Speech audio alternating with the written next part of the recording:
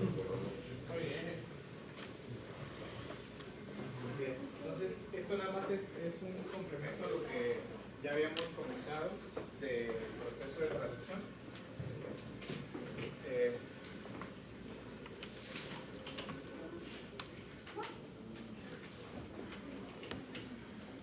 ¿Está bien o está muy oscuro? No, está bien. No, está bien. ¿Está No, sí, aparte. así? Sí, así.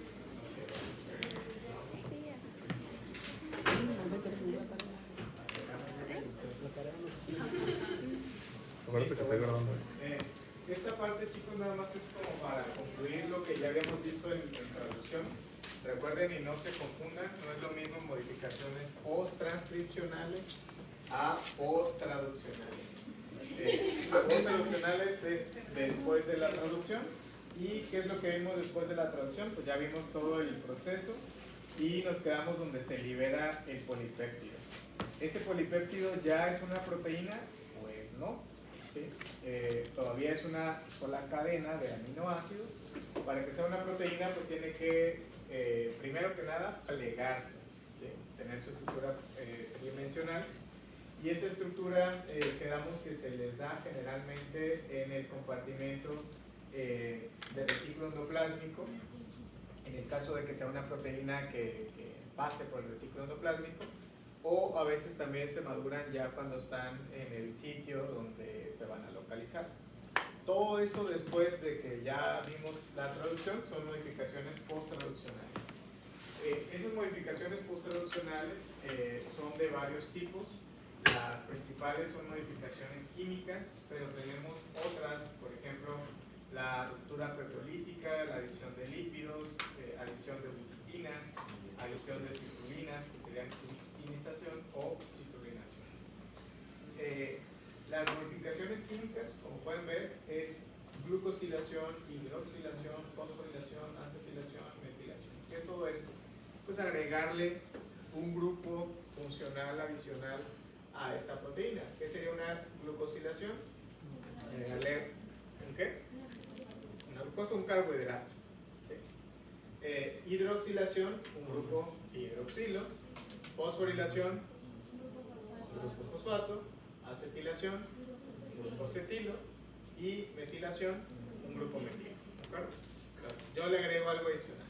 ¿Para qué les agrego estas cosas? Pues para madurar a las proteínas, para que puedan tener una función.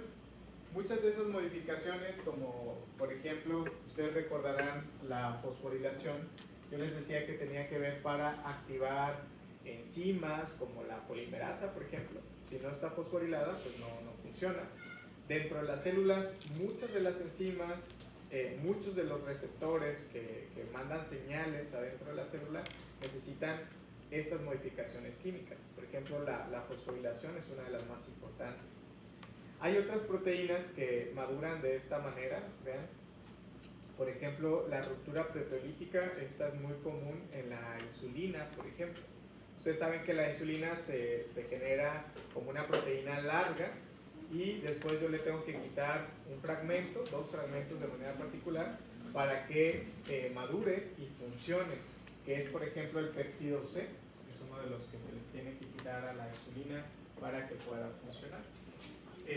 Hay proteínas que necesitan estar pegadas, por ejemplo, en membranas. Para que pueda estar una proteína pegada en membrana, que necesita tener pues la capacidad de retenerse en la membrana. Ustedes recuerdan que la membrana pues es de lípidos, y si una sustancia, una proteína en este caso, no tiene esa afinidad lipídica por la membrana, pues no se va a poder pegar ahí, se va a repeler y se va a ir. Entonces, a veces yo necesito a una proteína agregarle lípidos para que pueda anclarse en la membrana lipídica. ¿Sí me explico? La ubiquitina, por ejemplo, es una señal también que cuando una proteína ya no funciona, se les agregan estas marcas y se van a los proteosomas, que recuerden que son los basureros de nuestras células. Todas las proteínas se degradan en proteosomas. Es como el estómago de una célula, y ahí se reciclan todas esas proteínas. ¿Sí? ¿Cómo sabe una célula que una proteína ya está vieja, que ya no está funcionando? Pues la marca, le pone ubiquitinas y la manda al protosoma, la despedaza y se empiezan a sintetizar nuevas proteínas. ¿Hasta aquí vamos bien? Bien. Bueno, hay dos mecanismos de modificaciones post-traduccionales, aquellos que vamos a llamar netamente post-traduccionales y aquellos que vamos a llamar cotraduccionales. ¿Okay? Otra vez, mecanismos post-traduccionales se dividen a su vez en dos: post-traduccionales y cotraduccionales. Los que llamamos post-traduccionales son aquellos que generalmente van a suceder en proteínas que van al núcleo, en proteínas que van a mitocondria, en proteínas que van a cloroplastos o a los peroxisomas. Y las cotraduccionales son aquellas que van al retículo endoplásmico, al aparato de Golgi, a los lisosomas, a las membranas plasmáticas, y vean que generalmente son proteínas de secreción que van a ir ubicadas a diferentes partes de la célula. Ahora, algo muy interesante también es que generalmente las cotraduccionales suceden en aquellas proteínas que se sintetizan en los ribosomas que están pegados en el retículo endoplasmico. ¿Sí? Ahorita les digo por qué es cotraduccional. ¿Qué significa cuando digo que es co de algo? Es que se está llevando al mismo tiempo. Si digo cotraduccional, es una modificación que se está llevando casi al mismo tiempo de que yo estoy traduciendo. ¿De acuerdo? Cuando yo digo post-traduccional, generalmente es algo que ya salió del retículo endoplásmico, ya se fue a su lugar, y ya en su lugar de donde se tiene que ubicar, ocurren los cambios. Por ejemplo, los factores transcripcionales, ¿se acuerdan? Yo les comentaba que estos son proteínas que están adentro del núcleo todo el tiempo y están esperando pegarse a un gen para activarlo, pero no se están pegando todo el tiempo a los genes. ¿Por qué? Yo necesito activarlos para que tengan esa capacidad de pegarse a los genes y prenderlos, ¿de acuerdo? ¿Y se acuerdan qué modificaciones yo les hacía a los factores transcripcionales para activarlos? Teníamos un montón. Yo los podía fosforilar, a veces los podía desfosforilar, a veces les tenía que romper un pedazo para quitarle su inhibidor, a veces tenía que unirlo con otra proteína. ¿Sí se acuerdan de todas esas modificaciones? Entonces, esas serían modificaciones netamente post-traduccionales, son modificaciones in situ, ya en el lugar donde está ubicada esa proteína. Por ejemplo, una modificación post-traduccional también sería la de las histonas. Las histonas ya están en el DNA, ya están haciendo su función de empaquetar el DNA, pero yo de repente les puedo agregar un grupo metilo, un grupo acetilo, un grupo fosfato y las modifico. Eso es ya en el sitio donde están funcionando. Esa sería también una modificación post-traduccional. ¿De acuerdo? Ahora, las cotraduccionales generalmente, vean ustedes, los ribosomas que están pegados en el retículo endoplásmico, el túnel de ribosoma puede pasar inmediatamente el péptido a este compartimento que se conoce como el lumen del retículo endoplásmico, que es realmente la parte de adentro del retículo. ¿De acuerdo? Aquí adentro yo les decía que hay muchas enzimas, por ejemplo, que se llaman chaperonas o chaperoninas, que son quienes le dan ese plegamiento, esa estructura tridimensional a las proteínas. Ahí adentro también hay varias enzimas que tienen la capacidad de agregar carbohidratos, de agregar todas esas modificaciones químicas que yo les estaba comentando hace un momento. Entonces, aquí adentro del retículo endoplásmico pasa casi que al mismo tiempo que se está traduciendo, está inmediatamente internalizándose al retículo. Aquí sufre modificaciones y recuerden que el retículo endoplásmico saca a través de vesículas las proteínas modificadas y las manda al aparato de Golgi. Adentro de Golgi suceden otras modificaciones, pueden agregar más carbohidratos, otras cosas, y ya que pasa por todas las cisternas de Golgi, se empaqueta y se envían a su destino final, donde tienen que funcionar. ¿Sí estamos de acuerdo con esto?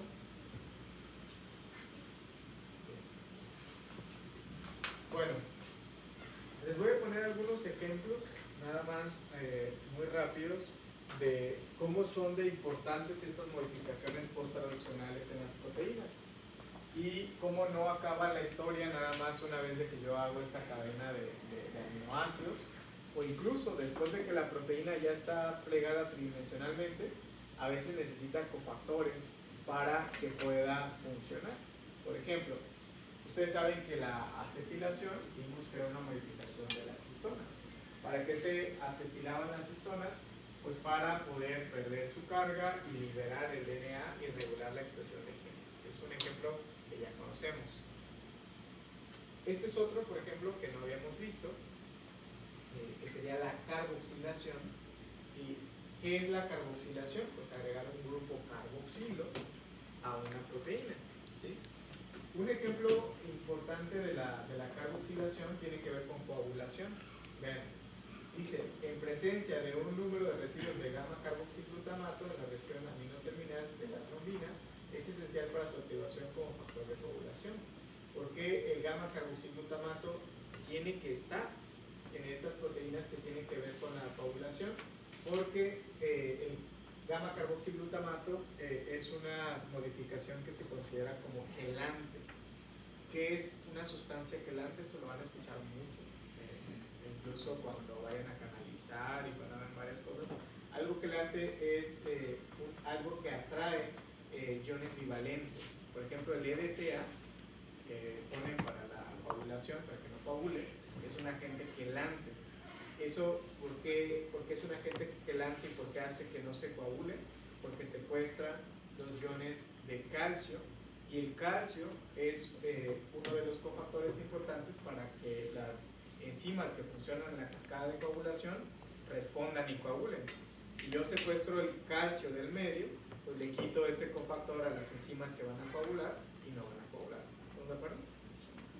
Entonces, si yo a estas proteínas les quito o no les pongo la carboxilación, pues yo puedo tener incluso déficit de coagulación y síndromes hemorrágicos. De nada me sirve que yo tenga la proteína tal cual si no va a tener este cofactor, pues no va a funcionar. ¿De acuerdo? Entonces, repito, no lo es todo la secuencia de aminoácidos. También necesitan las proteínas ciertas marcas, ciertos cofactores. La fosforilación también ya la conocen bastante bien. Yo les decía que muchas enzimas, muchos receptores se prenden mediante fosforilación. Si no están fosforilados, no están activos y no funcionan, ¿sí? Un ejemplo clásico pues era la DNA polimerasa. Esta es la más frecuente, cabe destacar, en eucariotas.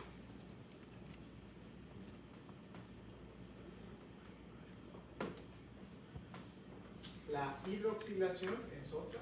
¿Qué es hidroxilación? Hidroxilo, les comentaba. Esta, por ejemplo, es importante para el colágeno. Ustedes saben cómo se forma el colágeno, de diferentes cadenas. Si son 3 cadenas que se enrollan entre sí y se genera el colágeno. Son fibras de procolágeno. Para que el colágeno se pueda formar, para que esas 3 fibras se unan, yo necesito hidroxilación. Si no tengo hidroxilación, pues no se forma el colágeno. Puedo tener muchos defectos relacionados con colágenos y esto no funciona. La metilación también la conocen bastante bien. Por ejemplo, hablamos nuevamente de histonas, también las carbobilinas, el citocromo-C necesita este tipo de modificaciones, incluso en cosas que no tienen que ver con proteínas como CAP, pues también necesitamos las metilaciones. Hay otras como la citrulinación, que quedamos que estas también es una modificación post-traduccional. Citrulinación hace alusión a citrulina, que era un aminoácido, recuerden, no natural, ¿sí? ¿Cómo una proteína puede tener un aminoácido no natural si en su código genético no existe el codón para citrulina? Lo que ocurre es que, ustedes pueden ver aquí, la arginina se puede convertir a citrulina. ¿Cómo se convierte arginina a citrulina? Yo solamente le quito su grupo amino y quitando el grupo amino ya se convierte en una citrulina. Esa es otra modificación post-traduccional. Muchas proteínas del cabello, de la piel, necesitan estar citrulinadas para poder funcionar. Si no tienen citrulina, pues no están completamente maduras y no tenemos una buena estructura de piel, de uñas, de cabello. También esto lo van a ver cuando vean reuma. La citrulinación puede ser un aminoácido que incluso pueda despertar la respuesta inmune. Si nosotros nos pasamos de citrulinación, el cuerpo tiende a perder la tolerancia inmunológica hacia la citrulina y empieza a crear anticuerpos contra citrulina. Y eso es uno de los principales marcadores de una artritis reumatoide muy temprana.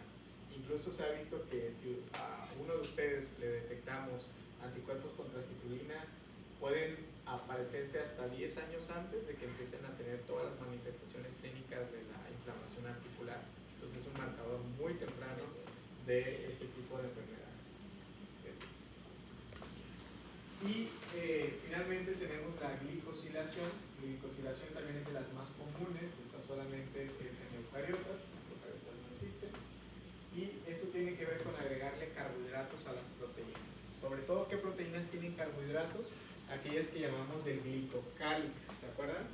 Que son todas aquellas proteínas que están en la membrana citoplasmática y que son detectadas por otros receptores. Por ejemplo, vean ustedes aquí, esta parte como rosa es la parte de aminoácidos, ¿sí? De cada uno de estas proteínas o receptores que ustedes ven aquí. Y estos como bolitas de colores son carbohidratos que se añaden a estas proteínas, ¿sí? Y vean qué tan importantes son las modificaciones. Este receptor, por ejemplo, del virus, imagínense cualquier virus, está reconociendo a esta célula y la va a infectar porque tiene la capacidad de reconocer esta proteína que está anclada en esta célula. Entonces, pero vean que no está reconociendo ni siquiera la parte proteica, está reconociendo que los carbohidratos que están añadidos en esa proteína. Entonces, eso también es importante, las glicosilaciones de manera correcta para que otros receptores nos puedan reconocer. Y obviamente no solamente receptores virales, sino también para que haya comunicación de una célula con otra célula, eso también es importante. Por ejemplo, una célula del sistema inmune puede reconocer lo propio y lo no propio de nuestro cuerpo con base a este tipo también de proteínas. ¿Cómo sabe una célula del sistema inmune qué atacar y qué no atacar de nuestro cuerpo? Pues a través de estos receptores y de estas proteínas que te dicen yo soy de casa y si no lo tiene pues va a atacar a todo lo que no reconozca como propio. Y ahora sí está la última, es la acilación. Acilación es agregarles modificaciones para que sean compatibles con las membranas lipídicas. Si no tienen estos grupos acilo, no van a poder pegarse en las membranas y bueno, no van a poder estar ancladas como tal. Entonces son muy importantes por esa parte. ¿Dudas con esto?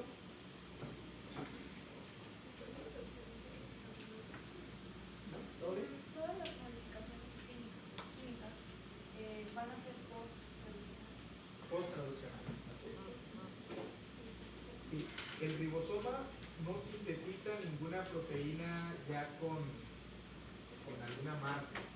El ribosoma solamente hace las cadenas de aminoácidos, tal cual, y todas estas marcas son post-traduccionales, nada más que unas se hacen casi de inmediato, que son las que llamamos post-traduccionales, y otras se pueden hacer mucho después de que la proteína ya está localizada en su sitio de donde tiene que funcionar. Bueno, vamos a ver un tema bastante interesante, como ya son casi biólogos moleculares, vamos a empezar a meterle feeling a esta parte. Ese es un tema de los más complicaditos que vamos a ver, pero ya tienen el nivel para poderlo comprender. Complicadito porque es bastante información, pero ya es práctico, ¿sí? Ya vamos a empezar a ver cómo es que entendemos muchas enfermedades a través de la biología molecular. Bueno, uno de los, este primer tema tiene que ver con mecanismos de reparación del DNA. Ya estuvimos viendo cómo es que nuestras células juegan con toda esa información que tienen, ¿sí? Estuvimos viendo cómo cuando una célula se tiene que dividir, pues replica su genoma, y esa replicación hace que pues esa información que yo tengo como célula la pueda pasar a mi clon literal que estoy haciendo de mí mismo mediante una división, ¿sí? En ese momento, cuando yo estoy copiando mi información genética, recuerden que estamos hablando de millones de pares de bases copiadas, 3.200 millones de pares de bases copiadas por una enzima. Entonces, la probabilidad de que esa enzima se equivoque es muy alta, ¿sí? De hecho, se estima que aproximadamente cada 10.000 nucleótidos, la enzima tiene una posibilidad de equivocarse, ¿sí? Entonces, si hablamos de 3.300 millones de pares de bases, hablamos de un buen pedazo de nuestro genoma que puede estar mutado. Y de hecho, en cada división de una célula vamos ganando mutaciones, ¿sí? Varias mutaciones. Esas mutaciones a veces se pueden notar porque quedamos que son mutaciones que pueden ser un tanto graves o que pueden comprometer el fenotipo.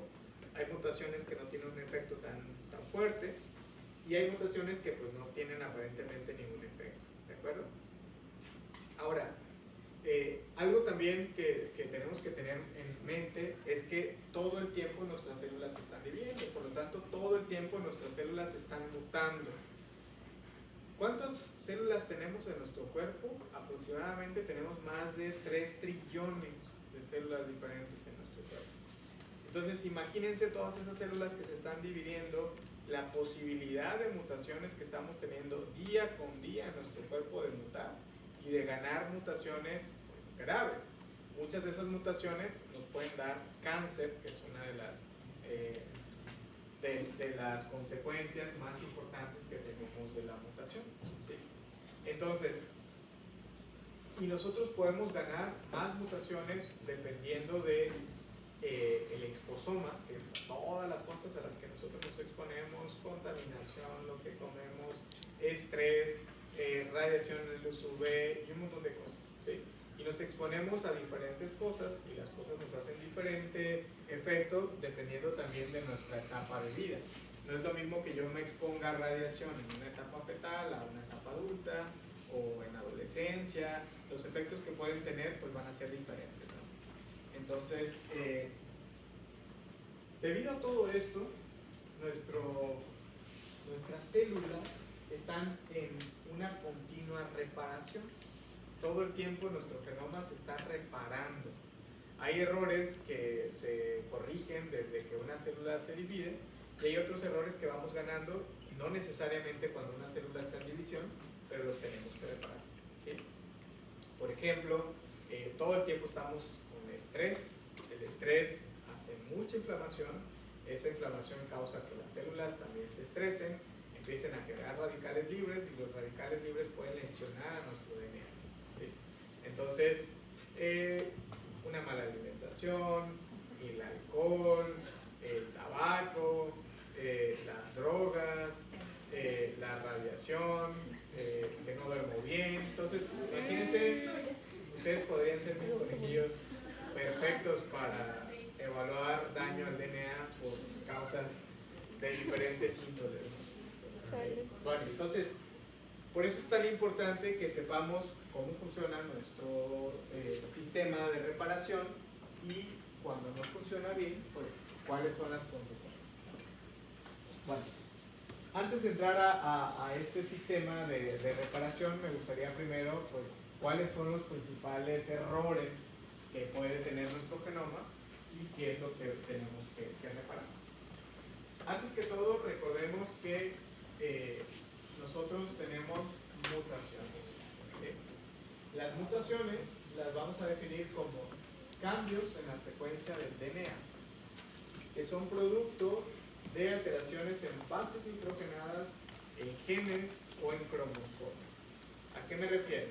que una mutación puede ser tan pequeña como un solo nucleótido, que ya lo hemos estado viendo, pero también hay mutaciones que van más allá. Hay mutaciones donde todo el gen se pierde o se gana, ¿sí?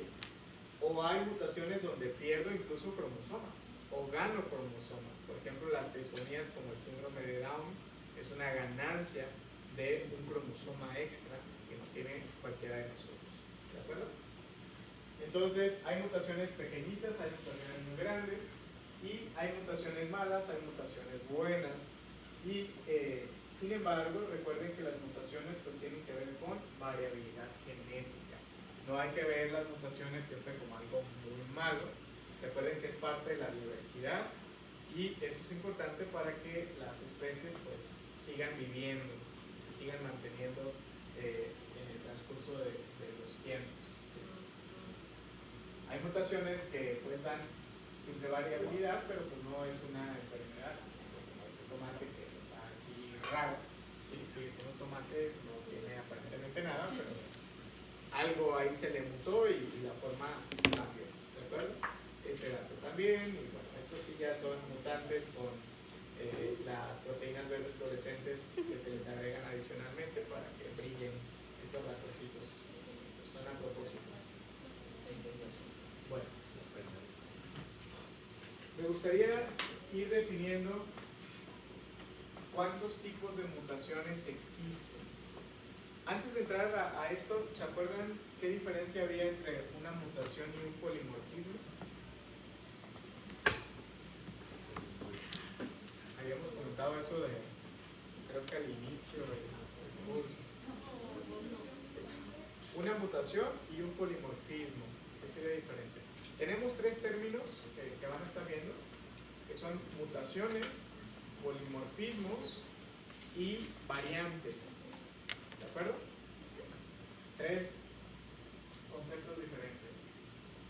Variantes, polimorfismos y mutaciones. Las tres cosas son en teoría lo mismo, ¿sí? Son cambios de nuestro genoma que tienen que ver con que un nucleótido se cambie por otro o una secuencia se cambie, ¿de acuerdo? ¿Cuál es la diferencia? Primero, entre mutación y polimorfismo, la diferencia es que las mutaciones son raras. Las mutaciones yo las tengo que encontrar en menos del 1% de mi población.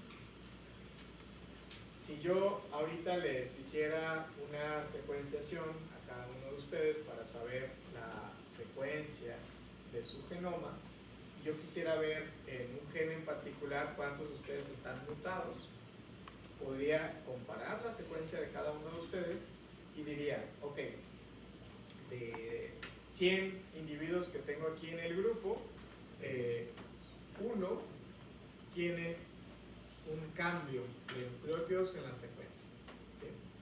Ese sería el 1% de esa frecuencia en mi población, ¿sí? Eso yo lo pudiera considerar tal vez una mutación. Si yo tuviera 200 individuos y a los 200 los analizo e igual de 200 encuentro uno, pues con toda la certeza yo digo que eso es una mutación, porque es menos del 1% lo que existe de esa variación en mi población, ¿de acuerdo?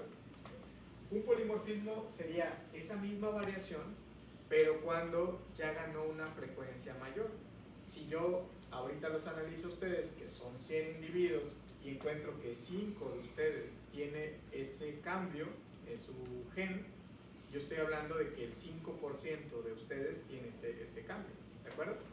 Entonces eso ya no es una mutación porque su frecuencia es muy alta, entonces yo lo voy a considerar un polimorfismo, ¿de acuerdo? Los polimorfismos, además de que tienen una frecuencia mayor, generalmente no son causantes de enfermedades, ¿de acuerdo? Esa es una de las principales diferencias con las mutaciones. Los polimorfismos no causan enfermedades. Los polimorfismos te pueden causar susceptibilidad genética, que no es lo mismo, o te pueden causar a veces protección, que eso sería bastante bueno. ¿Cuál es la diferencia de la susceptibilidad y la causa? Pues que la susceptibilidad te da un riesgo, ¿sí? Pero no te causa la enfermedad.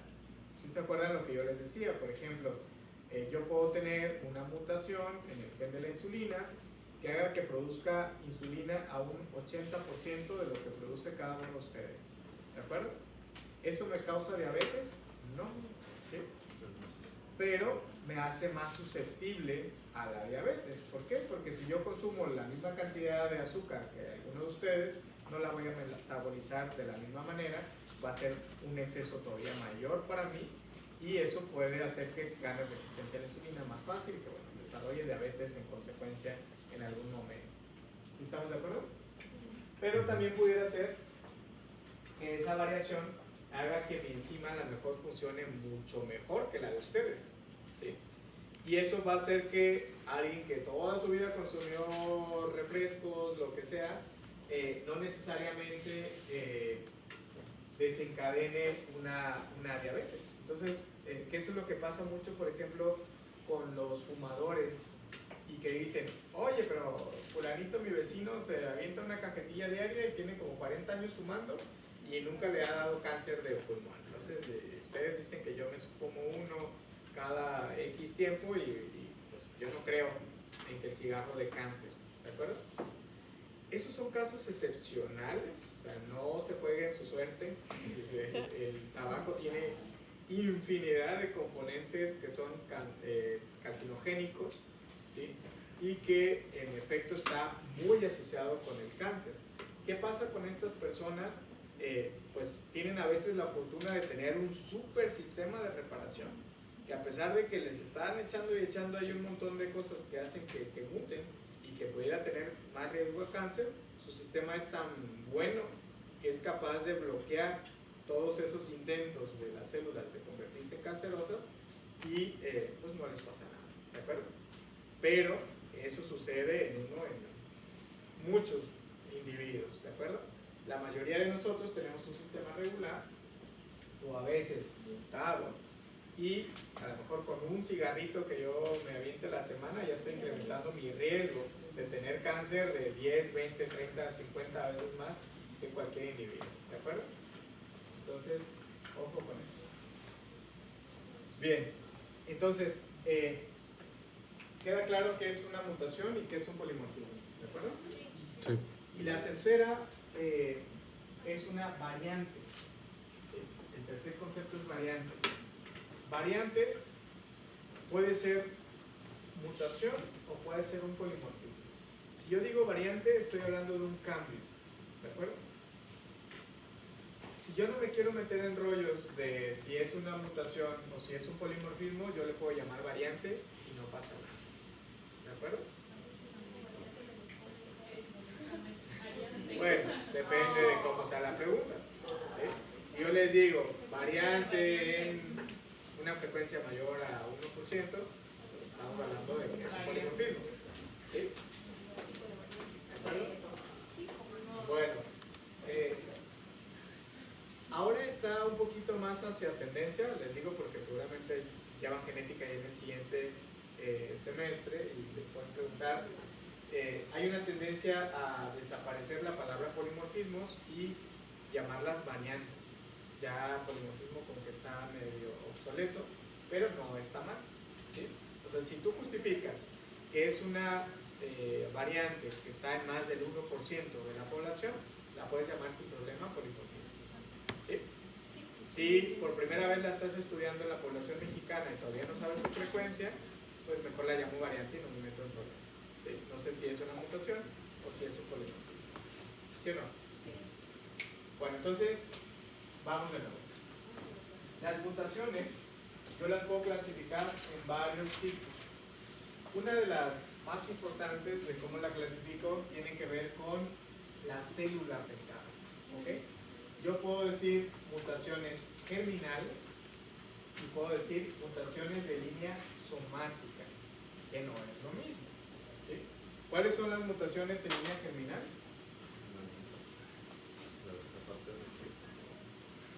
Las que afectan a quiénes?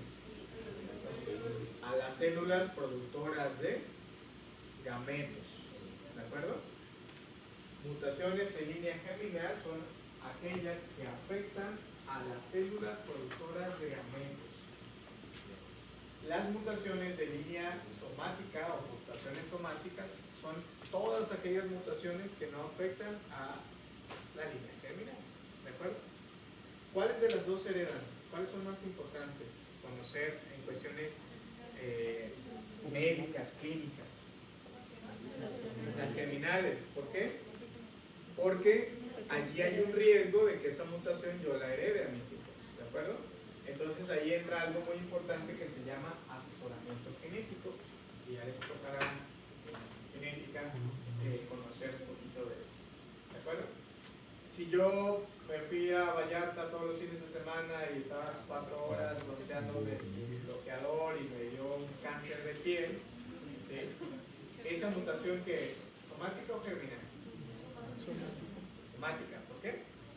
Porque única y exclusivamente está afectando ¿qué? Mi piel.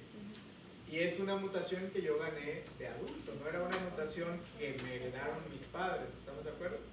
Entonces, ¿yo voy a poder heredar mi cáncer de piel a los hijos? No. ¿Sí? El riesgo es nada más conmigo. ¿Sí o no? Bien. Entonces, si hubo un error al momento en que mis células de línea germinal se estaban dividiendo y hubo una mutación por ahí que yo gané, pues esa mutación va a ir también a línea germinal y por lo tanto yo la voy a heredar. ¿Sí?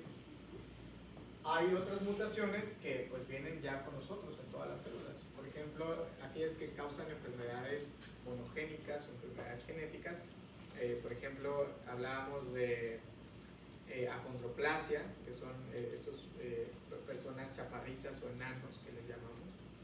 Todas las células de su cuerpo de esa persona tienen la mutación, ¿de acuerdo? Germinales y no germinales.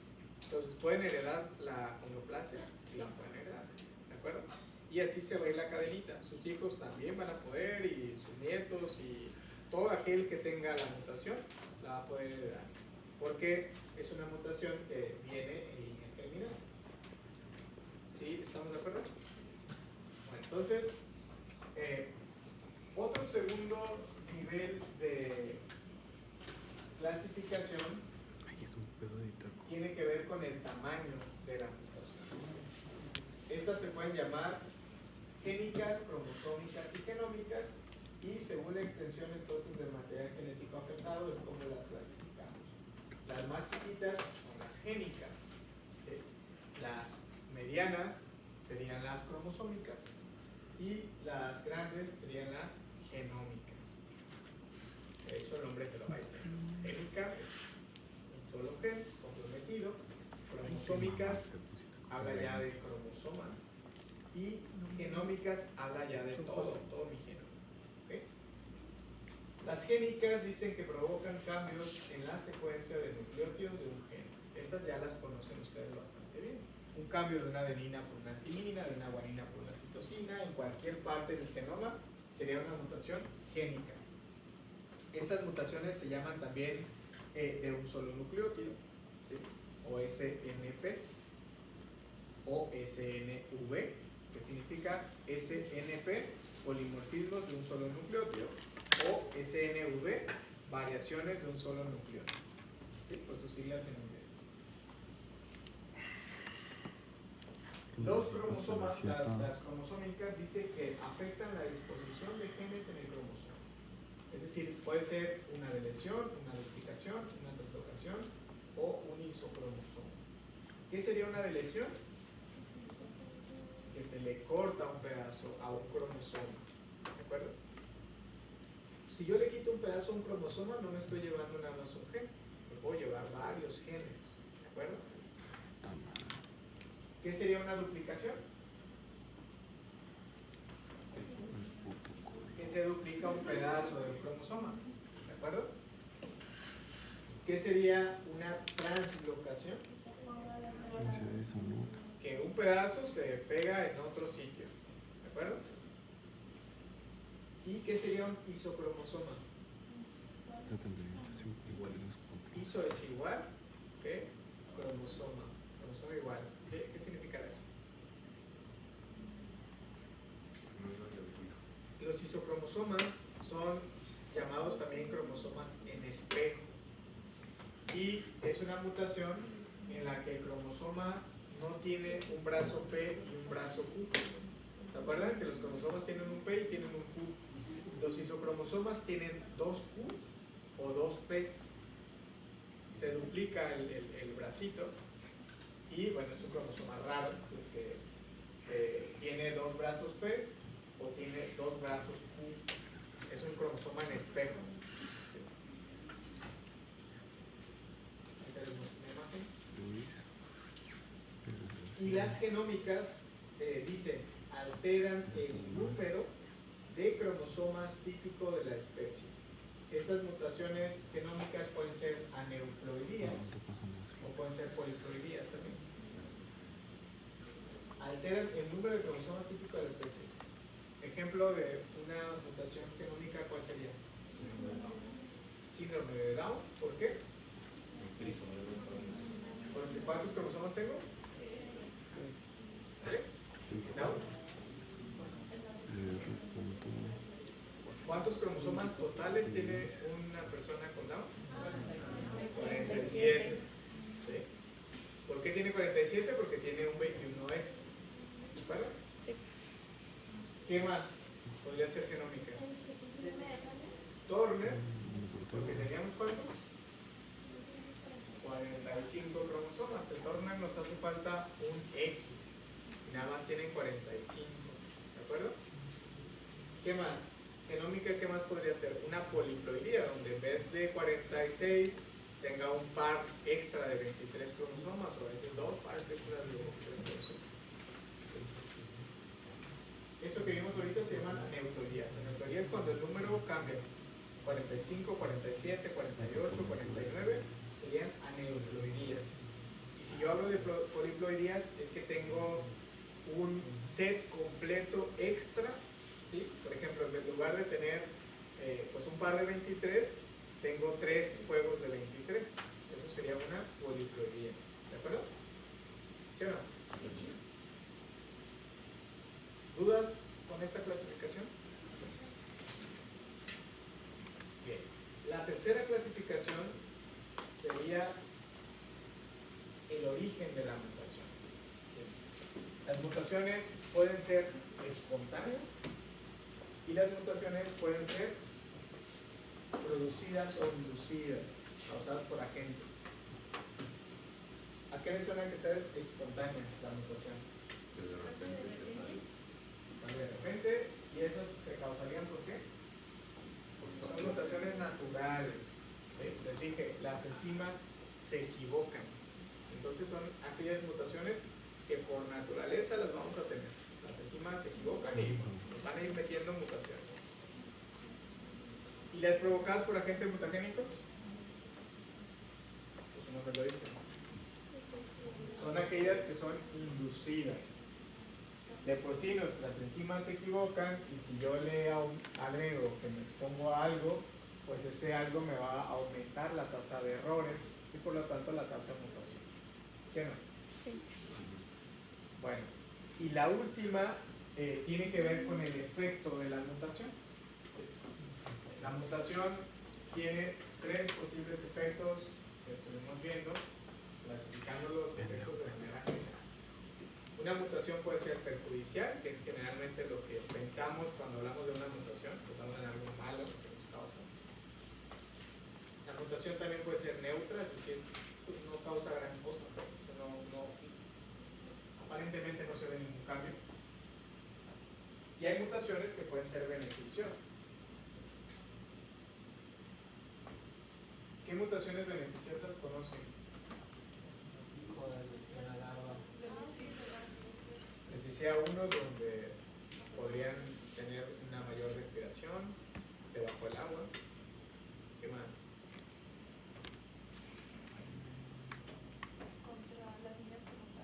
Las líneas que mutaron contra el receptor CXR5, que es el que reconoce el virus del VIH para infectar a las células y que las hicieron inmunes a la infección con el VIH. Y digamos que esta es una mutación natural, por ejemplo en África. reconocida, sino que pues, ya está en no todos los africanos, obviamente, en algunos en particular.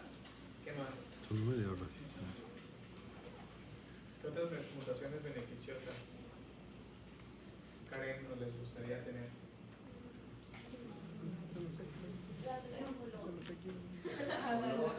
Bueno, esa no es mutación, esa es un gen que ya traen. ¿Qué más? ¿Qué otras mutaciones? En el deporte hay un montón de mutaciones que se andan buscando de resistencia, de músculos, de muchas cosas, que eso generalmente les da superpoderes a muchos atletas para pues, tener ese nivel extra que no tiene un mortal como nosotros. Digo, además del entrenamiento, ¿Qué más? ¿Se acuerdan? Les comentaba también el de la hemoglobina S, que tienen también algunos africanos, en que son heterocigotos para la anemia de células falciformes. En África tener esa heterocigosis es importante porque cuando los eritrocitos tienen esa mutación son resistentes a la infección de la malaria de este parásito y digo, no tienen una excelente circulación y transporte de oxígeno, pero lo suficiente para que puedan vivir, pero sí hace que sean inmunes contra la malaria. En un ambiente donde la malaria mata a todas aquellas personas que no tienen esa mutación. ¿Estamos de acuerdo? Entonces, eso sería una muy buena mutación en ese contexto. ¿Dudas con esto, chicos? Les digo que ya son casi biólogos moleculares y genetistas. No me diga que nos va a preguntar eso en el examen, porque yo...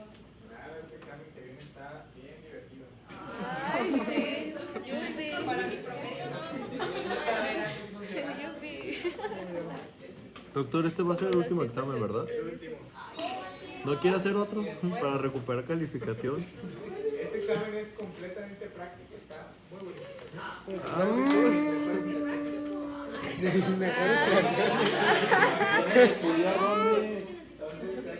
hay que ponerse... Bueno,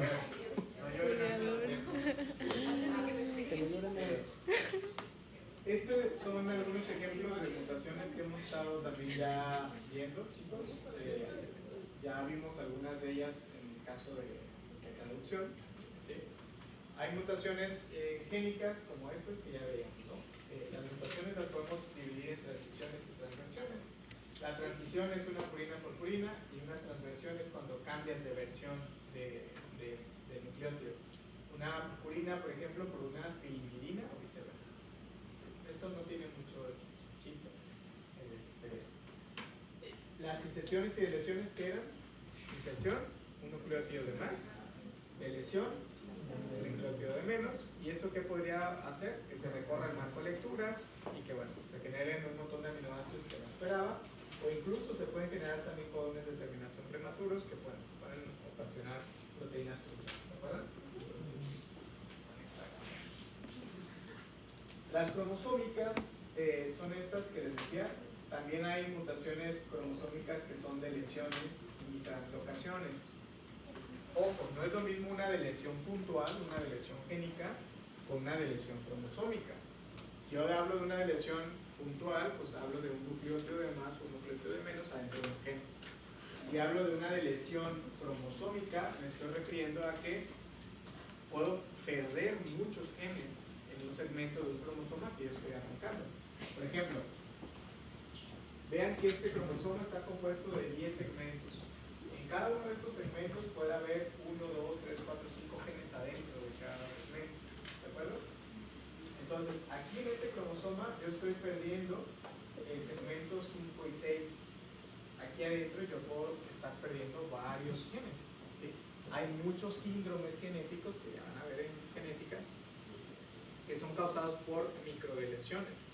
Se pierde 1, 2, 3 genes y esos genes que no tenemos hacen que las características físicas de las personas pues sean bastante marcadas tienen muchos defectos cardíacos, faciales, y van a ver la gran cantidad de síndromes que existen y que muchas veces pasan desapercibidos porque son de baja frecuencia o porque muchas veces los tienen encerrados en sus casas y no los vemos. Sí, que eso también pasa mucho. Y hay también una subestimación de muchos reportes de casos. También muchas personas no les dan este seguimiento clínico y a veces también tiene mucho que ver con exposiciones, que vamos a ver más adelante, que lamentablemente muchas personas de un estado socioeconómico muy bajo generalmente es donde más aparecen este tipo de alteraciones por todos los agentes a los que se exponen. ¿Está clara la agresión?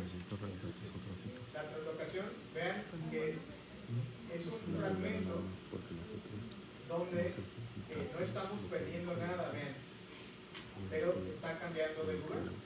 7, 8 y 9 se pasó acá y ahora está 1, 2, 7, 8, 9, 3, 4, 5. ¿Esto qué creen que cause si no estoy perdiendo aparentemente nada de genes? ¿Esto será malo o no? ¿Qué creen? ¿Sí? ¿Por qué?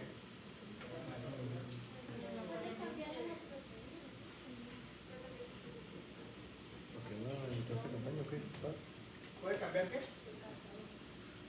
Su apareamiento. El fenotipo.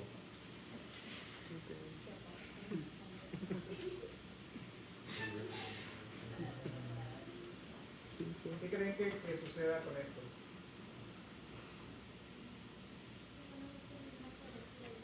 El marco de lectura no es igual. Sí, imagínense que haya un gen que ocupe toda esta región, o sea, que ocupe un pedacito del 6 y un pedacito del 7. ¿Me explico? Si yo lo rompo a la mitad, pues estoy agarrando el final del gen y me lo estoy llevando para otro lado. Y el inicio de este gen, pues lo estoy dejando también incompleto y le voy a pegar con otro. Cuando hago estas cosas, a veces incluso puedo crear genes nuevos. ¿Sí? Cuando se fusiona un pedazo de un lado con otro, esa unión puede hacer que el gen, pues ya tenía el pedacito promotor, y que el siguiente pedazo que yo estoy empalmando se fusione y se genere un gen nuevo. Esto pasa, por ejemplo, en algunas leucemias que ya van a ver, ¿sí? Donde a veces se fusionan y se generan genes que hacen que la proteína que se fusione hace que la célula se esté dividiendo y que no madure, y generan células del sistema inmune pues inmaduras y además un montón, que es lo que genera las leucemias que ya van a ver más adelante. ¿Dudas con esto? ¿No? Algo que también puede suceder en las translocaciones es cuando, imagínense que ustedes tienen un cromosoma en línea germinal que tiene este cambio. ¿Qué va a pasar cuando este cromosoma se quiera, al momento de la meiosis? ¿Recuerden ustedes qué es lo que sucede en la meiosis? Se unen los cromosomas, se parean y intercambian fragmentos. ¿Sí me explico? Imagínense cuando este cromosoma se paree con este y quieran intercambiar, el 1 con el 2 van a coincidir, ¿de acuerdo? Pero el 3, 4 y 5 no van a coincidir con el 7, con el 8, con el 9, ¿de acuerdo? Entonces, si yo hago estas recombinaciones, yo voy a estar duplicando y perdiendo pedazos. Imagínense que este de aquí, 3, 4 y 5, intercambio el pedazo con el 7, 8 y 9. A este se le va a pasar el 7, 8 y el 9. Y el 7, 8 y el 9 yo ya lo tengo. Entonces estaría ganando una duplicación en todo ese fragmento en este cromosoma. Si yo heredo este cromosoma, pues voy a tener un cromosoma con un montón de duplicaciones. Si yo heredo el otro, porque recuerden que ellos sí se separan, yo puedo heredar uno o puedo heredar el otro. ¿Sí? Es decir, en el espermatozoide o en el óvulo va a ir uno o va a ir el otro. Uno va a tener duplicaciones y el otro va a tener deleciones. Entonces, los hijos de esas personas son los que van a tener las peores consecuencias, porque van a tener duplicaciones grandes y deleciones grandes. A lo mejor la persona que tiene esta translocación no va a tener fenotípico fenotipicamente muchos rasgos importantes, pero sucesivos sí. Al momento de que haga los gametos, les van a salir ahí todos raros y eso va a heredar a la descendencia. ¿Sí? ¿Sí o no? Bueno. Sí. Me refiero raros a los cromosomas. Ah, es que el profe dice que los raros. Bueno, las inserciones, ¿qué serían? Por supuesto. Aquí, ¿de dónde salió este 11 y 12?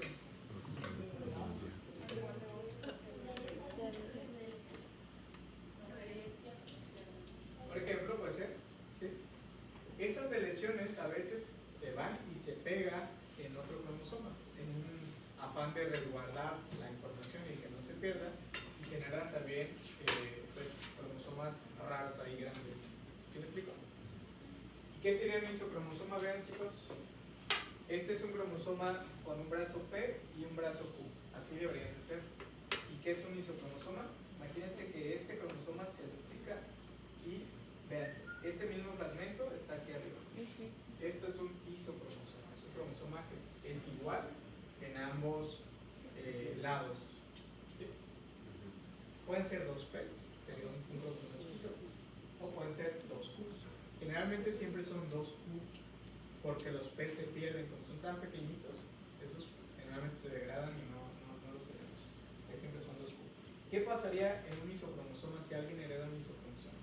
Imagínense que ustedes heredan un isocromosoma 21 y un cromosoma 21 normal. Su cariotipo, es decir, el número de cromosomas, ¿de cuánto va a ser? De 46. Si yo cuento sus cromosomas, digo, tiene 46, pero uno de esos 46 es un isocromosoma. ¿Qué creen que pasaría? Sería una trisomía 21, parcial, pero es una trisomía. ¿De acuerdo? ¿Por qué? Porque tengo todo esto duplicado dos veces y el otro cromosoma que está normal va a tener otro pedacito. Imagínense esto. En trisomía 21 esto puede pasar, chicos, y ya lo van a ver también en genética. Por ejemplo, cuando llega una mamá que tiene un hijo con Down y el segundo le vuelve a salir con Down y a veces el tercero le vuelve a salir con Down. Cuando esto sucede, obviamente es casi imposible que sea por azar. ¿De acuerdo? Cuando esto sucede, generalmente es porque ya hay una alteración ahí importante en línea germinal. Y generalmente, cuando son casos así muy repetidos, sucede esto. En Down hay un pedacito nada más de cromosoma 21 en el brazo P, en el brazo Q, perdón, que se llama región determinante de síndrome de Down. Esa región determinante de síndrome de Down, si tú la tienes de más, eso es lo que da la mayoría del fenotipo de Down. ¿De acuerdo? Imagínense que esa región es este pedazo verde que es más o menos donde se ubica. Si ustedes tienen 46 cromosomas, pero uno de esos es esto, ¿cuántas regiones determinantes de Down tengo? 1, 2, 3. Y con esas 3, yo ya tengo Down sin necesidad de tener el 21 adicional. ¿Sí o no? La gráfica está muy bonita, les va a gustar en el siguiente semestre.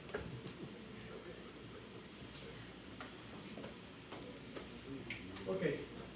Y las últimas son las genómicas, que estas creo que también ya las habíamos comentado un poquito, ¿no? Las genómicas, aquí vemos un cariotipo normal que tiene 46 cromosomas, es un varón. Y aquí tenemos un cariotipo de ¿cuánto?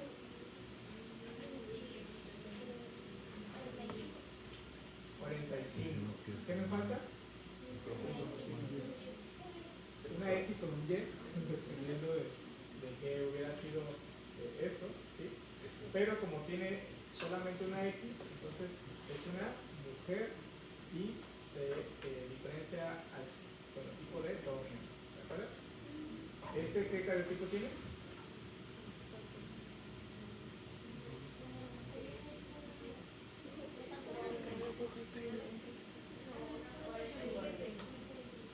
Tiene 47. ¿Este sería un qué? 47 X, Y. ¿De acuerdo? Este es un 45X. Este es un 47 XXY. ¿De acuerdo? Los cariotipos se dicen número de cromosomas más los cromosomas sexuales. ¿Ok? Sería repito, 47XXY o 45X. Este que es un varón, Y, ¿sí? Y se diferencia en un síndrome de Klinefelter, ¿de acuerdo? Que son varones generalmente más altos que damos, con poco vello facial, con ginecomastia, agrandamiento de las mamas, problemas de fertilidad, etc. ¿Dudas hasta aquí?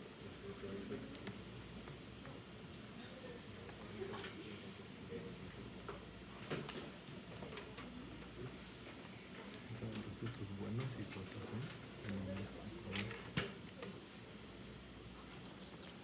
Ok, bueno, entonces, las mutaciones, quedamos que son de dos tipos, espontáneas o inducidas. Espontáneas, repito, son naturales, se van ganando a través de mucho tiempo, las polimerasas se van equivocando y bueno, nos van dejando esos errores. Y las inducidas pueden suceder de una generación a una nueva generación, son de novo y pues como su nombre lo dice, se inducen por agentes. ¿Qué agentes pueden ser? Físicos, químicos o biológicos, o agentes también endógenos. Estos son exógenos, pero también endógenos. Si yo tengo una mutación en mi sistema de reparación de DNA, pues, o en una polimerasa, esta va a estar mutada y va a estar generando más mutaciones, ¿de acuerdo? Pero también puede ser endógeno. Y los exógenos físicos, químicos o biológicos. Exo, recuerden, son factores externos, y endógenos son factores internos que me causan mutaciones. ¿Qué mutágenos conocen?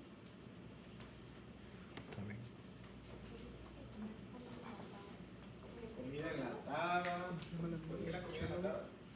Conservadores. Conservadores, ¿qué más? Rayos X, V, ¿qué más? Radiación en general, ¿qué más? ¿Mande? Embutidos, ¿qué más? Fertilizantes, ¿qué más? Cigarro, drogas, ¿qué más? ¿No quieren decir los cigarros y las drogas? Si le entran, saben que son muy malos. Si son más de 30 palabras, no puedes No poner están otra cosa. Pero ¿qué más? Corrígelo, Di. Para eso te pago mi pago. ¿Qué más? ¿Qué más? Yo creo que lo vale. Si me lo me cago, güey. Alcohol.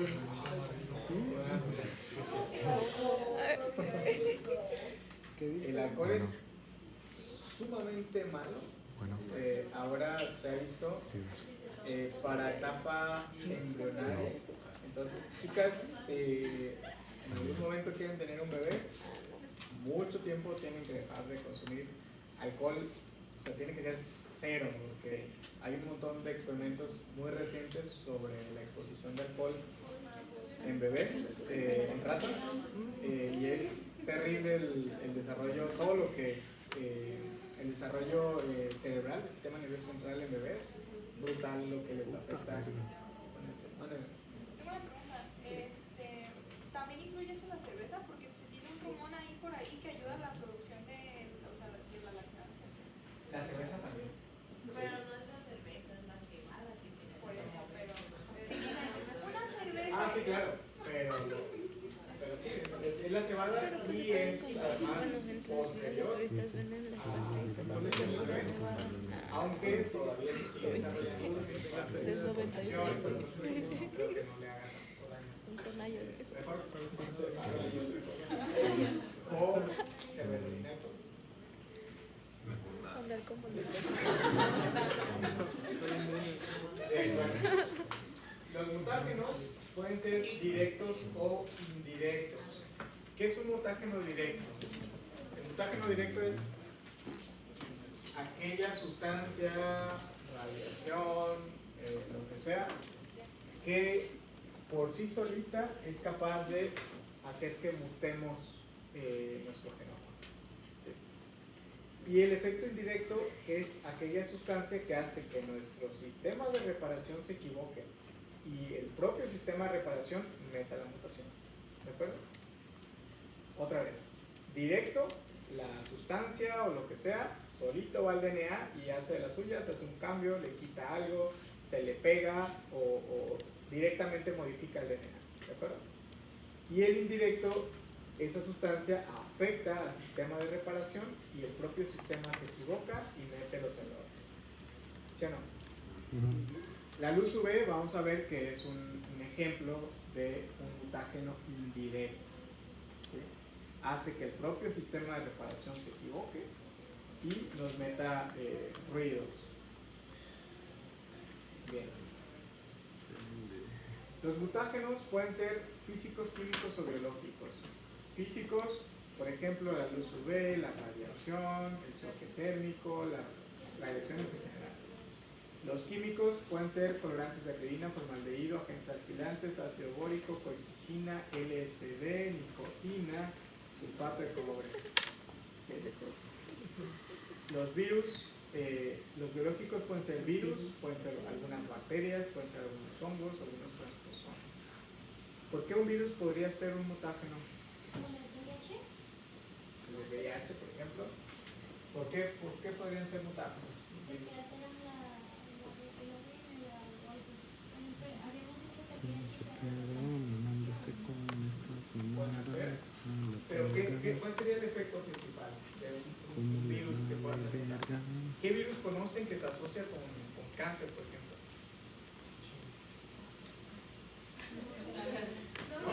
No, pues teme. ¿Cómo no? ¿Un virus con cáncer? ¿No? Sí, hay uno bien famoso. Es que todavía no llevamos micro. ¿Mande? Todavía no llevamos micro. Cultura general.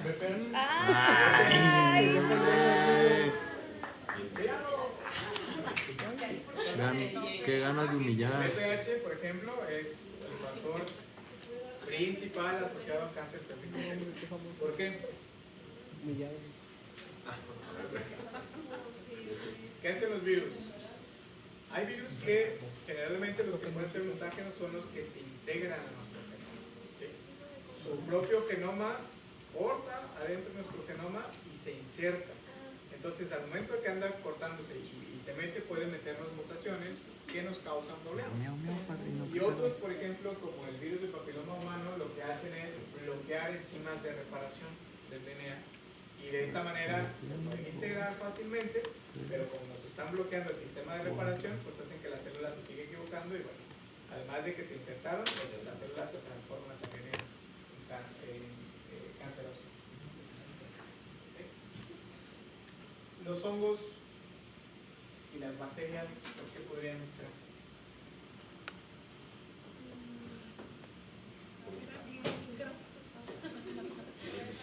¿Qué podría ser?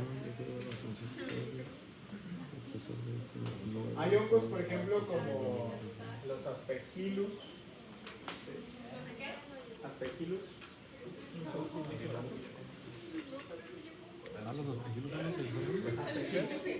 aspergillus son los ¿Qué producen los hongos? ¿Por qué son bravos los hongos? Esporas, toxinas, entre todo. Muchas toxinas pueden provocar también que el sistema de reparación se equivoque, ¿sí? Y hacen también ese tipo de mutaciones. ¿Y los transposones qué quedamos que son? Ya los habíamos mencionado. Transposones. ¿Qué es un transposón? ¿Un qué? Solo me acuerdo que los mencioné. Son los genes saltarines, ¿se acuerdan? Que son genes que pueden cambiar de lugar en nuestro genoma. Son genes que se mueven, ya lo vamos a ver más adelante. ¿Okay? ¿Por qué creen que un transposón puede ser también un agente mutágeno? Porque hace lo mismo que el virus. Cambia de lugar y se va y se inserta en otro lado, corta, pega y se mete. ¿Sí? ¿Dudas con esto? Ahí está. Bueno.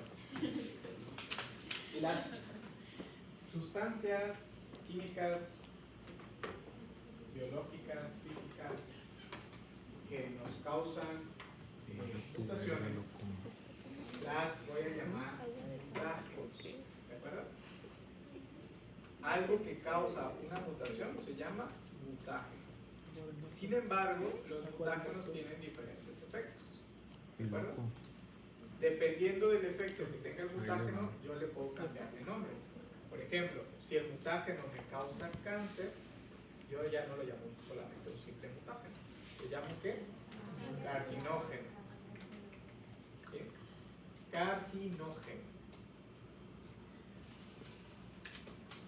Algo que ahorita dicen Carcinógeno. Una de las palabras que está muy en boca de muchos médicos, que se puede militar, es células cancerígenas. Eso es un término mal empleado. ¿Okay? Una célula no puede ser cancerígena, una célula es cancerosa. ¿Okay? Cancerígeno es algo que causa cáncer. La célula cuando se transforma no causa cáncer, la célula ya es transformada, la célula ya es el cáncer, ¿de acuerdo? Es una célula cancerosa, ¿sí o no? Lo que hizo que esa célula posiblemente se volviera cancerosa es el agente cancerígeno, ¿sí o no? Eso lo he citado en muchos casos, entonces para que no vienen en el texto. ¿de acuerdo? Bueno, un carcinógeno es un agente que cometa mutaciones en los organismos compuestos. Los carcinógenos, ¿por qué causan cáncer? Porque actúan sobre los controles de regulación de una célula del ciclo celular. ¿De acuerdo? ¿Quiénes regulaban el ciclo celular? ¿Se acuerdan? ATM, pero ¿qué es? ¿Cómo se clasifican, por ejemplo? Genes supresores de tumor. ¿De acuerdo? ¿Quiénes regulan el ciclo celular? Genes supresores de tumor. Ciclinas, ¿no más? Y las sinasas dependientes ciclinas. Tenemos tres elementos. Esto es como la Biblia en onco y en muchas cosas que van a ver más adelante, ¿ok? No se les tienen que olvidar. Genes supresores de tumor, ciclinas y sinasas dependientes ciclinas. Y obviamente todos los mecanismos de reparación que vamos a ver más adelante, que nos vamos a divertir un ratito. ¿Ok? Entonces, un carcinógeno generalmente va a afectar a cualquiera de estas tres entidades, ¿de acuerdo? Y los carcinógenos van a convertir proto-oncogenes a oncogenes. ¿Qué sería un oncogeno? Un oncogene es un gen que causa cáncer o el responsable de que esa célula se haya vuelto cancerosa. ¿De acuerdo? ¿Y qué sería un proto-oncogene?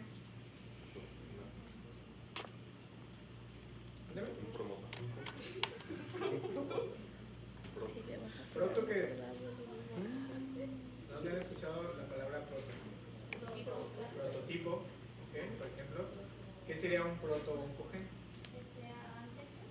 Antes de, ¿okay?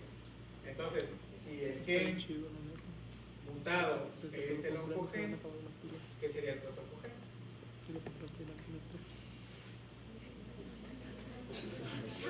¿Lo ves? El gen mutado es el oncogene y están diciendo que es un prototipo, es antes. ¿Qué sería un proto-oncogene? Pues el gen mutado, ¿de acuerdo?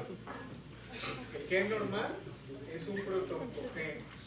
Cuando ese proto-oncogene se muta, se vuelve un oncogene, ¿de acuerdo? Por ejemplo, P53 es uno de los proto-oncogenes por excelencia que nosotros tenemos. Cuando yo digo que es un proto-oncogene, ¿qué significa? Que P53 está funcionando perfectamente. ¿Por qué es un proto-oncogene? Porque es un gen que si yo lo muto, lo convierto en un oncogene. ¿De acuerdo? ¿Por qué? Porque tiene que ver con la regulación del ciclo celular. ¿Qué otros proto-oncogenes se les ocurrirían? Los genes de las ciclinas normales, los genes de las CDK normales, ATM, RB, P53, varios de los que habíamos estado mencionando. ¿De acuerdo? Esos cuando funcionan, normalmente se llaman proto-oncogenes. Si yo los muto, desregulo su función, por lo tanto ya no pueden regular el ciclo celular y por lo tanto se convierten en un oncogene, que son la causa de que esa célula se transforme en cancerosa. ¿Sí o no? Sí. Bien. Los agentes carcinogénicos, entonces, convierten protocogenes a oncogenes y además, si yo tengo el ambiente favorable para que se desarrolle cáncer, pues se va a desarrollar un tumor. Todo el tiempo, chicos, estamos mutando y todo el tiempo en nuestro cuerpo estamos generando células cancerosas.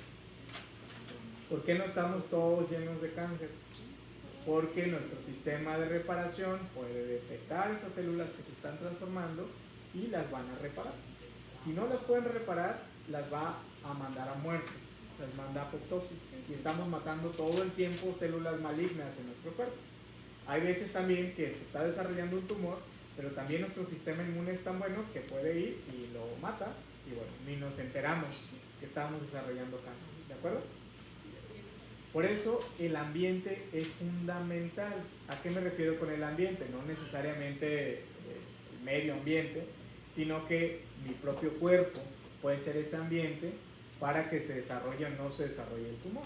¿Sí me explico? Si no tengo una buena nutrición, si tengo las defensas bajas, mi sistema inmune no tiene esa capacidad de alerta para poder reconocer que ya se está formando ahí un tumorcito y no lo mata antes de tiempo, pues ese es un ambiente favorable para que el tumor se desarrolle y ya que esté muy grande, pues ya no lo vaya a poder detener, ¿de acuerdo? Entonces, otra vez, agentes carcinogénicos mutan y esas mutaciones más un ambiente favorable van a desarrollar un tumor, ¿de acuerdo?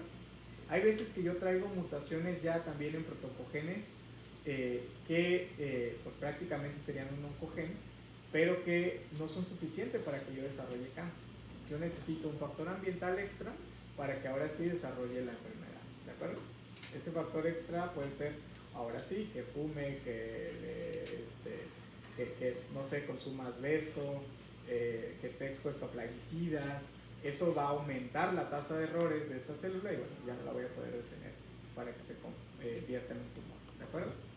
Principales carcinógenos: DDT, benceno, asbesto, tabaco, arsénico, cromato de zinc y virus. Doctor, Mándeme. bueno, en el caso del asbesto también es como lo del VIH, que puede ser que alguien sea muy resistente al asbesto. El asbesto sí, también puede ser. Pero el asbesto generalmente es como de exposición muy común, o sea, muy frecuente. No es como que ya te expongas así muy inmediato y rápido generes alguna patología, pero se genera la asbestosis, por ejemplo. Hay personas, a mí por ejemplo en Guadalajara me preocupaba mucho con el asbesto. Hay muchos tinajos de asbestos en las casas todavía. Y cuando ya tienen muchos años empiezan a soltar ese polvito, ¿sí? Todavía hacen gárgaras cantando en la regadera y... ¿Usted es de aquí? ¿Manera? No, no soy de aquí, soy de Guerrero. Ah, es que justamente por eso le preguntaba, porque de cuenta que en la casa de mi abuelo está tinaco de asbesto y luego va al Tejabán, el Tejabán todas las tejas son de asbesto y tiene como 40 años y bueno, Cae el polvito. Debe tener buenos que... y mi abuelo sigue Sigue bien. bien, no lo veo con ganas de morirse. Esperemos que no. Bueno. No, hombre, yo soy el que fue el primero desheredado. Bien. Ya lo quiero matar. Cuando esos mutágenos tienen efectos en la etapa embrionaria, ya no se llaman carcinogénicos, sino son ahora teratógenos. Los teratógenos, recuerden que teratos viene de una palabra muy fea que se llama, palabra griega que es teratos, que significa monstruos, y genos que viene de Génesis, y significaba producción de monstruos, que era como le decían en la antigüedad a las personas que tenían malformaciones. Eso las exhibían y bueno, era una cosa ahí media, pues, con las enfermedades genéticas. Y bueno, estos teratógenos no solamente hacen estas malformaciones, sino que pueden dañar al humano en su edad, etapa embrionaria, a diferentes escalas. A veces es tanto que pues, la opción no es una malformación, sino es un aborto. ¿Sí? Por ejemplo, ¿Qué consecuencias? Muerte intrauterina, abortos, intoxicaciones intrauterinas, prematurez o malformaciones, que generalmente por lo que los hemos asociado mayormente, ¿no? Uno de los grandes desaciertos de la medicina, de la farmacia, fue la talidomida, por ejemplo, en 1960, que salió, recuerden ustedes, como un fármaco para las embarazadas justamente, que les quitaba las náuseas en el primer trimestre del embarazo, que era generalmente donde todas las mujeres andan con náuseas. Entonces, pues fue una idea pues muy buena, la talidomida para quitar náuseas en mujeres. Sin embargo, del 60 al 61, que coincide con el lanzamiento de la talidomida, empezaron a nacer muchos niños con focomelia, que es que les faltan las extremidades, ¿sí? Pueden ver aquí estos niños que no tienen una pierna o no tienen las dos manitas, y eso coincidió con el lanzamiento de la talidomida y en estas mujeres expuestas. Entonces, a partir de ahí empieza el boom de los teratógenos, donde, pues, digo, gracias a eso también se empezaron a regular todos los ensayos clínicos, fase 1, fase 2, fase 3, preclínicos, para lanzar al mercado un nuevo fármaco, ¿sí? Antes se lanzaban como ya más o menos los habían probado, decían que eran seguros y adelante, pero no hacían todos estos estudios de seguimiento que ahora se hace en la actualidad para lanzar un nuevo fármaco. Otros teratógenos pueden ser, por ejemplo, la rubiola en la etapa embrionaria. Si una mujer se infecta también con rubiola, puede pasar también esta infección y puede tener un daño sobre todo el sistema nervioso central, importante también en los bebés.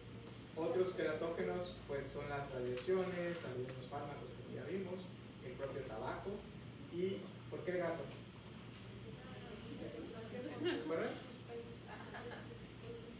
¿Por qué el gato se considera un teratógeno en esa imagen? Ahorita eran todos los gatos, ¿no? No es por lo de la. ¿Cómo se llama? Ah, se llama. Espérame, no, ¿Qué tienen los gatos? Pelos, cola. Caen de pies. Ah, es el nombre de un parásito, ¿no? Es un parásito. Ese es, se llama. ¿Qué parásito tienen los gatos? Toxoplasmosis. No todos los gatos tienen toxoplasmosis, ¿ok? No vayan a llegar a tenerlos. Pero sí es importante desparasitarlos y estarles haciendo esa revisión, sobre todo cuando hay una embarazada La toxo. embarazo. El toxoplasma gondii es un parásito intracelular que también puede causar todos estos daños y puede una mujer embarazada pues, pasar también esta alteración al producto y generalmente se aborta.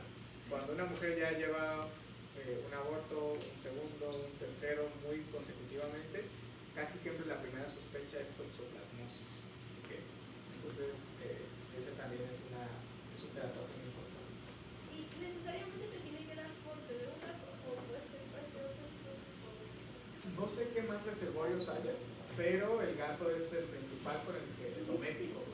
Yo sí sé, doctor. No, yo sí sé. No, yo sí sé por qué. O sea, la pregunta de Temblador era no necesariamente el gato. Lo que pasa es que la toxoplasmosis está pues así en popó y cosas así. Entonces el medio de contacto, o bueno, el medio de o sea, quien primero ¿cómo se dice? Se contagia es el ratón. Entonces la toxoplasmosis es un parásito que altera, ¿cómo se llama? El cerebro del ratón para que el ratón se haga más visible para los depredadores.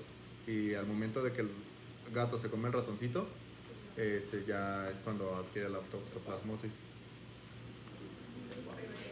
Nosotros nos podemos hablar porque En pocas palabras, no es necesario. Toxoplasma gondii. Toxoplasma gondii. ¿Qué? Perdón, un día que estudio, verga. Y los gatos domésticos son un reservorio importante. Voy a Los aguantar. gatos ahí se andan con expresiones, lamiendo, nos chupan a nosotros, en las camas, en todos lados. La exposición al parásito es importante. ¿Okay? Bueno, y vean esto, chicos. Los teratógenos van a tener diferentes efectos dependiendo de pues, el nivel también de la etapa viral en el que se encuentra.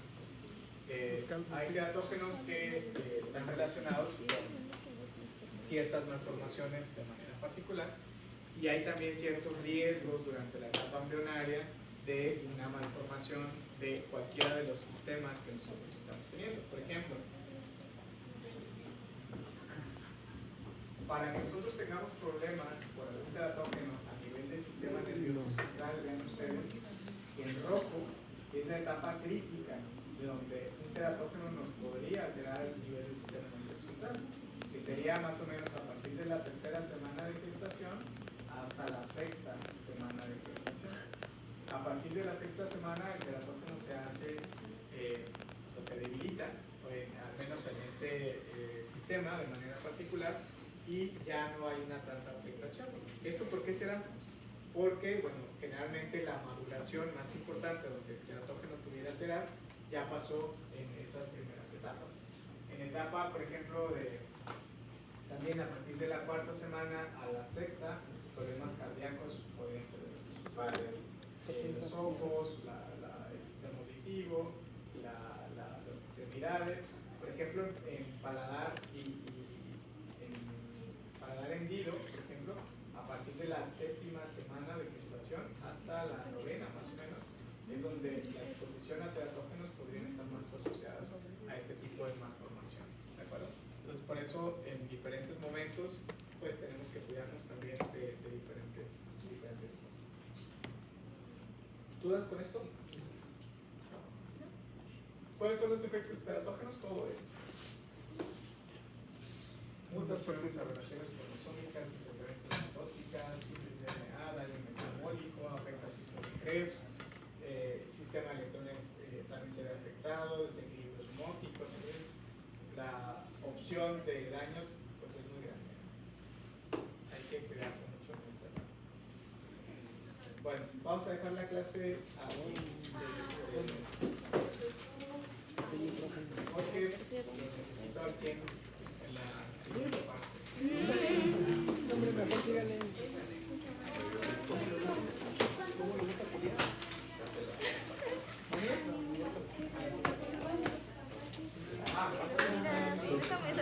Doctor. Llevo como